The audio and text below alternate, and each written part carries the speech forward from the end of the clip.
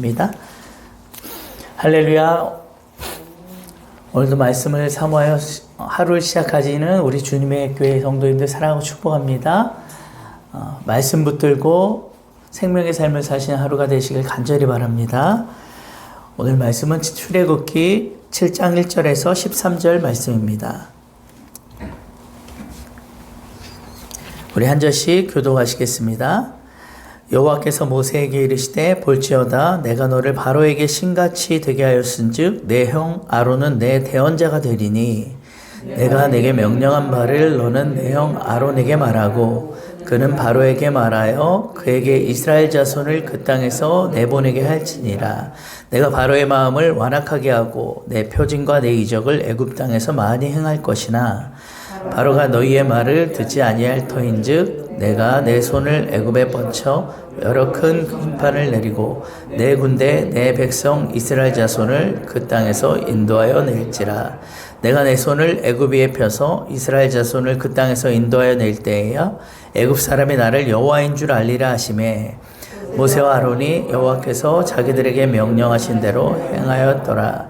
그들이 바로에게 말할 때에 모세는 80세였고 아론은 83세였더라.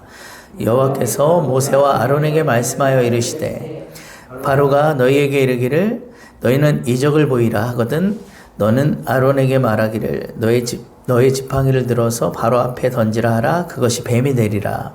모세와 아론이 바로에게 가서 여호와께서 명령하신 대로 행하여 아론이 바로와 그의 신하 앞에 지팡이를 던지니 뱀이 된지라. 바로도 현인들과 마술사들을 부르매 그 애굽 요술사들도 그들의 요술로 그와 같이 행하되 각 사람이 지팡이를 던짐에 뱀이 되었으나 아론의 지팡이가 그들의 지팡이를 다 같이요. 그러나 마을의 마음이 완악하여 그들의 말을 듣지 아니하니 여호와의 말씀과 같더라. 아멘. 모세와 아론이 하나님의 명령대로 바로에게 찾아가 이스라엘 백성들의 출애굽을 요구했을 때 바로가 즉각 거부했죠. 그로 인해서 이스라엘 백성들이 더 힘들어지고 상황이 악화되었습니다. 모세는 백성들로부터 괜히 사람들 부추겨서 문제만 만들어내는 아주 나쁜 사람, 거의 좀 죽일 놈이 되어버렸어요. 모세가 실망하고 낙심하여 주저앉아 있을 때 하나님은 또 모세에게 이스라엘의 출애굽을 말씀하시고 모세가 그대로 이스라엘 백성에게 전하였으나 그들이 모세의 말을 듣지 않았습니다. 하나님은 또 다시 모세에게 이제 바로를 찾아가 출애굽을 요구하라는 그 명령을 내리시지만 모세는 백성도 자기 말을 듣지 않는데 어찌 바로가 듣겠느냐며 자기는 입이 둔한 자라고 그렇게 말씀을 합니다. 하나님께서는 그러한 모세에게 더욱 용기를 북돋아 주시는 말씀을 해 주십니다. 우리 한번 1절 다시 한번 읽어보겠습니다. 시작. 여호와께서 모세에게 이르시되 볼지어다 내가 너를 바로에게 신같이 되게 하였은즉 내 형 아론은 내 대언자가 되리니. 하나님께서 맨 먼저 볼지어다 라고 말씀하신 것은 하나님의 불순종에 낙심하여 바로가 이제 바로에게 갈 용기를 잃어버린 채 입이 둔한 자라고 변명하는 모세에게 자 모세야 봐라. 이제 모든 상황이 반전되어 처음 계획한 대로 일이 진행될 것이다. 이렇게 말씀하고 있는 것입니다. 어떻게든 낙심한 모세에게 다시금 새로운 용기를 주시고자 하시는 하나님의 마음이 잘 나타나 있는 표현입니다. 그 다음 뭐라고 말씀하십니까? 내가 너로 바로에게 신이 되게 하였은즉. 자, 여기서 신은 엘로힘으로 하나님을 말합니다. 즉 내가 너로 바로에게 하나님이 되게 하였다라는 말로 모세가 바로에게 신과 같이 두려운 존재가 되게 하셨다는 말입니다. 사실 바로는 태양신의 아들로 거의 신과 같은 존재라 모세는 바로와 싸움을 할 수 있는 적수가 될 수가 없습니다. 그러한 모세에게 내가 너로 바로에게 신이 되게 하였으니 한번 붙어보라고 그렇게 말씀을 하시는 거예요. 너도 신이다. 바로만 신이 아니라 너도 신이라는 것이에요. 그러니 신 대 신으로 한번 싸워보라는 것입니다. 그런데 모세가 어떻게 신입니까? 하나님이 함께 하심으로 천지를 창조하시고 역사를 주관하시는 하나님의 능력과 이 권세가 모세에게 임하기 때문에 신처럼 된다라고 말씀하신 것입니다. 그렇습니다. 여러분, 우리가 악한 영들에게 벌벌 떨 이유가 없습니다.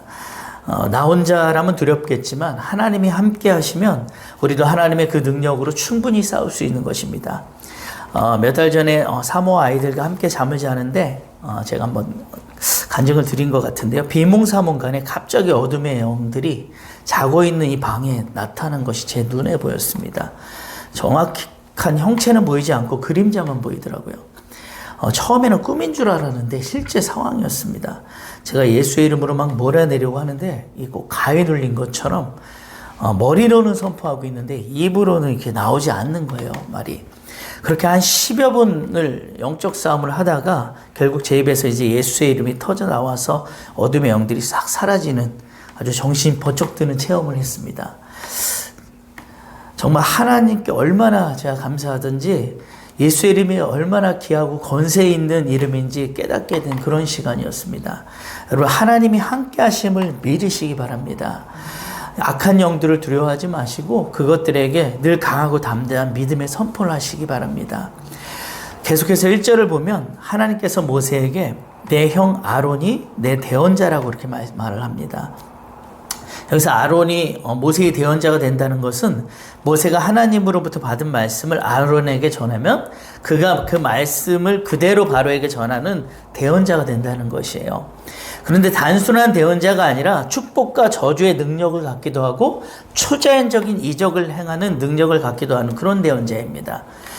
이처럼 하나님은 모세에게 너로 바로에게 신이 되게 하였다라고 말씀하심으로 확신과 용기를 주실 뿐만 아니라 입이 둔하다고 하는 모세에게 아론이라는 이 동역자를 붙여주심으로 실제적인 이제 대처 방안을 제시해 주시기까지 하십니다. 너는 바로에게 신과 같이 되고 내 형 아론은 너의 대언자가 되어 그가 바로에게 말할 것이 너는 더 이상 입이 둔하다라고 이렇게 말하지 말라는 것이에요. 여러분, 하나님은 우리에게 단순히 말로만 담대하라고 이렇게 말씀하시지 않으세요. 우리의 머리털까지 다 세신 바 되셔서 우리의 모든 것을 밝게 알고 계시는 이 하나님께서는 환난과 역경 가운데서도 온전히 우리를 인도하시는 그런 분이십니다. 그리고 2절 보면요, 어떠한 경로로 어떻게 일할 것인지를 말씀해 주세요. 2절 한번 읽어보겠습니다. 시작. 내가 내게 명령한 바를 너는 내 형 아론에게 말하고 그는 바로에게 말하여 그에게 이스라엘 자손을 그 땅에서 내보내게 할지니라. 자, 그 경로가 어떻게 되는가 하면 먼저 하나님이 모세에게 명령을 하고 그 다음 모세가 그 형 아론에게 말하고 그러면 아론은 바로에게 말해서 즉 바로와 이제 말로 상대한 사람이 아론인 것이죠. 아론이 바로에게 말하면 바로가 이스라엘 백성을 내보내게 될 것이라는 말입니다. 하나님이 모세에게, 모세가 아론에게, 아론이 바로에게, 바로가 이스라엘 백성을, 이것이 바로 경로라는 것이에요. 이 경로를 하나님이 왜 설명해 주시겠습니까? 우리의 위치가 어디냐면 하나님이 일하시는 경로 중에 하나라는 것입니다. 우리가 그 경로 중에 있다는 것은 나는 내 역할만 잘 감당하면 된다는 것이에요. 내가 내 역할을 넘어서서 다른 것을 생각할 필요도 없고 내가 다른 능력이 없다고 한탄할 필요도 없다는 것입니다. 그러면 모세의 역할은 무엇이겠습니까? 하나님과 바로의 중간 역할만 하면 되는 것이죠. 그리고 바로와 싸우는 것, 바로에게 이게 말하는 것은 아론이 하는 것입니다. 그 역할이 서로 다른 것이에요. 그래서 하나님은 내가 내게 말하는 그 위치에서 너는 그 경로만 잘 연결해 주면 된다고 말씀하고 있는 겁니다. 하나님은 지금 너무도 쉽게 이 출애굽의 시나리오를 모세에게 설명해 주고 계신 것이죠. 그러나 하나님은 바로의 마음을 완악하게 하심으로 바로가 쉽게 이스라엘을 내보내지 않으리라고 또 계획을 하세요. 우리가 3절 4절 한번 읽어보겠습니다. 시작.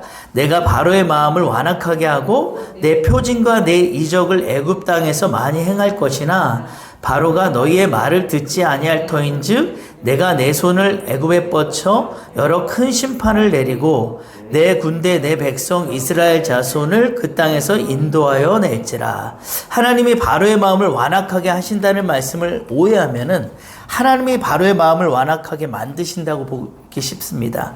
만약 그렇게 하면은, 그렇게 말씀을 보게 되면 바로가 완악한 책임이 누구에게 있는 겁니까? 하나님께 있는 것이 되겠죠.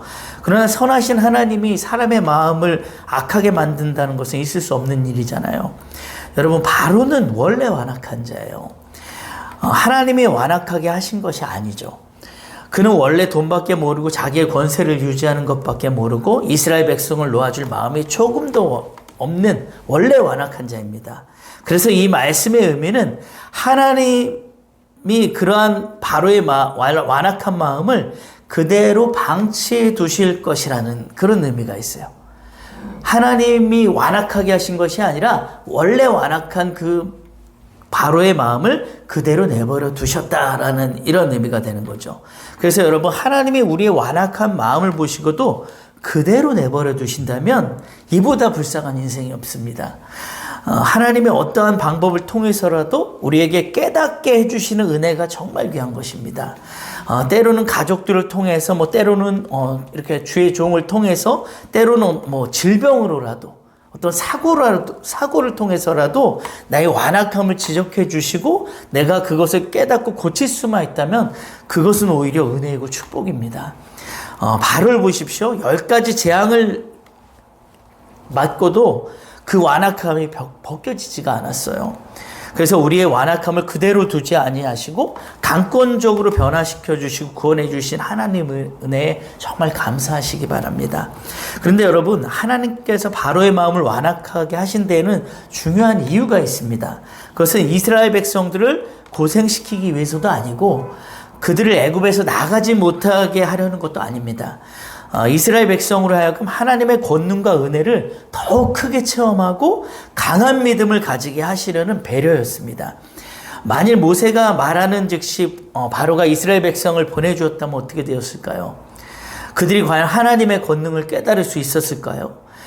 그들의 구원이 하나님의 은혜로 된 것인 줄 그들이 깨달을 수 있었겠습니까? 아마도 그들은 하나님의 권능도 은혜도 깨닫지 못하고 믿음이 오히려 연약해졌을 것입니다. 그러나 하나님께서 바로의 마음을 더욱 완악하게 하심으로 계속적으로 애굽에 내리는 이 재앙을 통해서 이스라엘 백성도 하나님의 크신 권능과 은혜를 체험하게 되었고, 이로 인해 하나님을 더욱 신뢰함으로 험난한 이 광야 생활도 후에 할 수 있게 된 것이죠. 그리고 바로의 완악함을 방치하신 또 하나의 중요한 이유가 있습니다. 우리 5절 읽어보겠습니다. 5절 시작. 내가 내 손을 애굽 위에 펴서 이스라엘 자손을 그 땅에서 인도해 낼 때야 애굽 사람이 나를 여호와인 줄 알리라 하시매. 하나님은 애굽에 10가지 재앙을 내려서 바로와 애굽 사람이 여호와께서 진짜 하나님이신 줄 알게 할 것임을 말씀하세요. 하나님은 10가지 재앙을 통해서 이 애굽의 우상들을 치심으로 오직 이스라엘의 하나님 여호와만이 신이시라는 것을 알게 하려 하시는 것이에요. 만약 하나님이 바로의 이 완악함을 단번에 꺾으시고 이스라엘 백성을 출애굽시키시려 했다면은 처음부터 장자의 재앙을 내리셨을 거예요. 또는 다른 방법을 통해서 바로가 처음부터 모세의 말을 듣도록 하셨을 것입니다. 하나님은 처음부터 10가지 재앙을 계획하셨고 그때까지는 바로의 마음이 이게 완악하게 허락하셨던 것이죠. 여러분, 때로는 여러분의 삶에 이해하기 어려운 신앙과 고난이 닥칠지라도 절대로 낙심하거나 하나님을 원망하지 마시기 바랍니다. 그래서 하나님께서 우리를 더욱 강한 하나님의 군대로, 하나님께서 내 백성 내 군대라고 말씀하시지 않았습니까? 더욱 강한 하나님의 군대, 믿음의 용사로 만드시고 장차 닥쳐올 세상의 어려운 시험을 이김으로 마침내 하나님께서 예비하신 그 축복의 자리에 이르게 하시기 위한 가정일 뿐이라는 것을 여러분 꼭 아시기 바랍니다. 또한 세상으로 하여금 하나님을 알게 하려는 하나님의 목적이 있는 것입니다. 하나님은 모든 사람이 하나님을 알고 믿고 구원에 이르기를 원하시기 때문입니다. 그러면 우리는 마지막 때 요한계시록에 보면은 또 수많은 그런 재앙들 나오지 않습니까? 이 재앙의 목적 또한 우리가 짐작을 할 수가 있습니다. 먼저는 교회, 그리스도인들의 믿음을 더욱 견고하게 하시기 위함이고, 또 하나는 모든 열방이, 모든 종교가 하나님 앞에 굴복되고 하나님만이 참신이고 유일한 하나님이라는 것을 인정하고 알게 하려는 그러한 목적이 있는 것입니다. 그러나 여러분, 정말 중요한 것은요, 하나님의 말씀을 나에게 적용해야 되죠. 바로의 이 완악함이 내 안에도 존재할 수 있다는 것을 여러분 꼭 깨달으시기 바랍니다.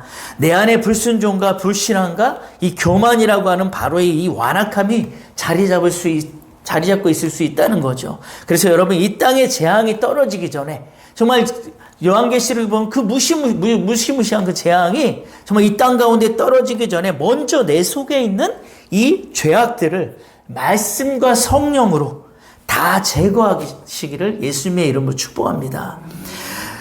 자, 6절입니다. 우리 6절 한번 또 읽어보겠습니다. 시작. 모세와 아론이 여호와께서 자기들에게 명령하신 대로 행하였더라. 자, 이제부터 모세와 아론은 더 이상 변명하지 않고 더 이상 거부하지 않고 더 이상 핑계를 대지 않습니다. 하나님께서 내 손을 펴서 내가 이룬다라는 말씀을 듣고는 이제부터는 아멘으로 순종하면서 따라가요. 자, 7절입니다. 그들이 바로에게 말할 때 모세는 80세였고 아론은 83세였더라. 자, 왜 갑자기 이들의 이렇게 나이가 나옵니까? 이제 인간으로서는, 이제 당시 이들의 나이로서는 다 끝났다는 거예요. 이들의 나이로서 할 수 있는 일이 아니라는 거죠. 이들의 능력이 아니라 하나님이 하셨다라는 것을 강조하기 위해 이렇게 나이를 밝혀주고 있는 것입니다. 여러분, 하나님의 사역은요, 전적으로 하나님이 하십니다. 저와 여러분은 항상 도구임을 기억하고, 혹시라도 우리가 늙어서 할 수 없고, 또 힘이 없고, 노쇠해서 할 수 없다고 스스로 제한하지 않기를 바랍니다. 나이의 문제가 아니라 믿음의 문제임을 기억하시고 하나님이 쓰시겠다 하시면 기꺼이 순종하시는 여러분 되시길 축복합니다. 자, 8절에 보면 여호와께서 모세와 아론에게 말씀하시고 모세와 아론이 그대로 또 순종을 합니다. 자, 이제부터는 모세가 변명하지 않고 하나님의 말씀 그대로 전합니다. 이것은 무엇을 말합니까? 모세가 점점 변화되고 있어요. 계속해서 이유를 달고 나는 입이 둔한 자라고 이렇게 변명하던 모세가 점점 변화되고 있습니다. 여러분, 하나님은 변하지 않으시죠? 이스라엘을 향한 하나님의 그 출애굽의 뜻은 변함없이 확고하며 계속해서 하나님의 명령은 동일하게 떨어집니다. 반면 바로의 완악함도 여전하고 그 또한 변할 기미가 보이지 않습니다. 이스라엘을 끝까지 놔줄 생각을 하지 않아요. 다만 이유도 많고 변명도 많았던 모세만 변해서 하나님의 말씀에 순종하고 충성을 다합니다. 여러분, 지금도 마찬가지입니다. 하나님의 뜻과 하나님의 사랑은 변함이 없으세요. 세상도 역시 그 악함은 더하면 덜했지 덜하지 않습니다. 지금 보십시오. 세상의 악함은 악해져가지 덜하지는 않는 것을 여러분 잘 보고 계시지 않습니까? 변해야 하는 것은 무엇이겠습니까? 바로 내 자신입니다. 내가 변해야 하는 것이죠. 하나님의 말씀에 순종하는 사람으로 내가 바뀌어야 되는 것입니다. 그때 하나님의 놀라운 기적들을 보게 되는 것입니다.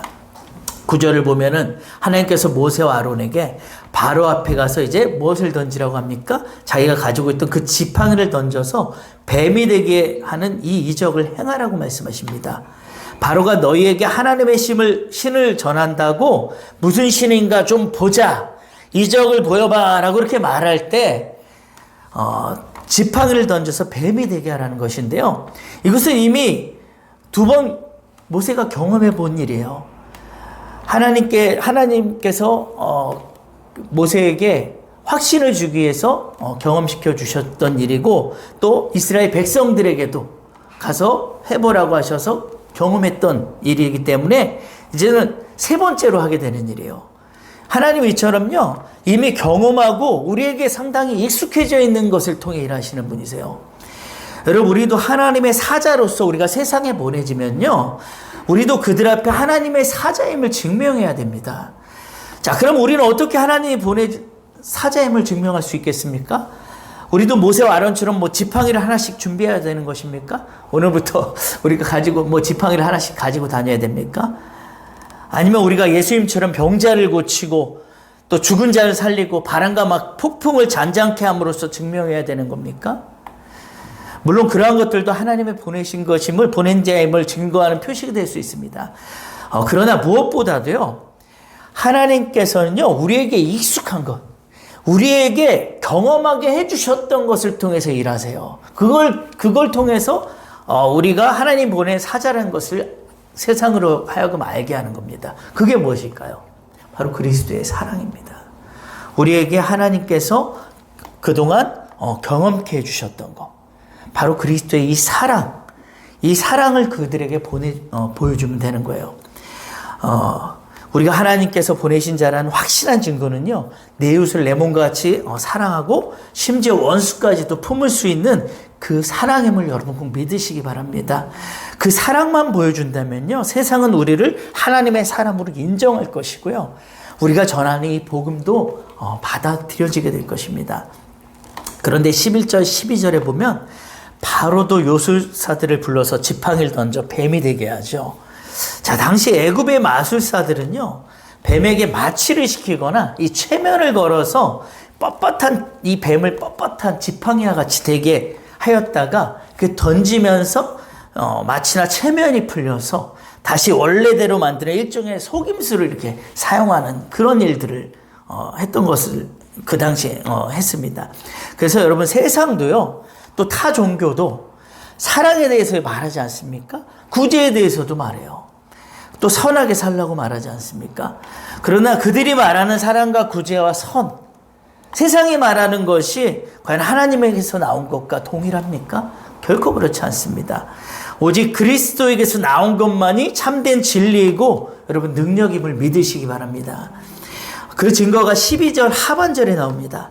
아론의 지팡이가 그들의 지팡이를 어떻게 합니까? 삼켜버리죠.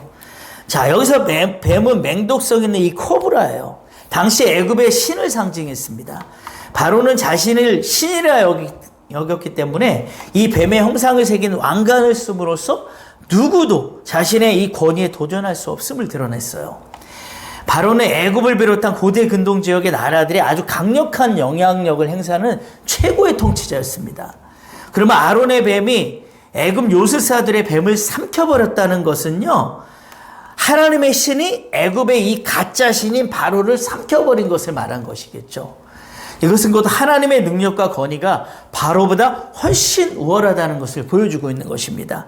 여러분, 세상에서 수많은 권세가 우리 하나님의 권세를 따라하고 흉내낼 수 있습니다. 그러나 하나님의 능력과 권세는 미칠 수가 없는 것이죠. 여러분, 이 말씀도 조금 좁혀서 우리 각자에게 또 적용해 보면 이렇습니다. 우리가 때로는 하나님 없이도 기도하지 않고도 예배하지 않고도 내 힘과 내 능력으로 살아갈 수 있을 것처럼 교만할 때가 있습니다. 그러한 교만은요, 하나님께 삼킨 바 되어야 합니다. 하나님의 신이 나를 완전히 삼켜버릴 때에, 나를 완전히 장악하게 될 때에 우리의 신앙이 온전해지는 것입니다. 우리는 흉내내는 자들이 아니에요. 흉내내는 자들이 결코 아닙니다. 흉내내는 것은 자기 자신이 드러나게 되고 우리의 신앙이 외식이 됩니다. 흉내내는 것으로는요, 영혼들을 살릴 수가 없습니다. 흉내내는 것은 참된 신앙이 아닙니다. 하나님이 나를 완전히 삼켜버리셔서 하나님의 능력과 권세가 나타날 때에 정말 진정으로 영혼들을 살릴 수 있게 되는 것입니다. 그래서 여러분, 오늘 하루도 하나님께 순종하심으로 나의 삶에 오직 하나님의 그 능력과 영광만이 나타나기를 예수님의 이름으로 축원합니다. 하나님 그 은혜와 사랑에 진심으로 감사드립니다. 모세가 그렇게 입이 둔한 자라고 하나님께 계속해서 변명하였지만 하나님께서는 또 다른 말씀을 통해서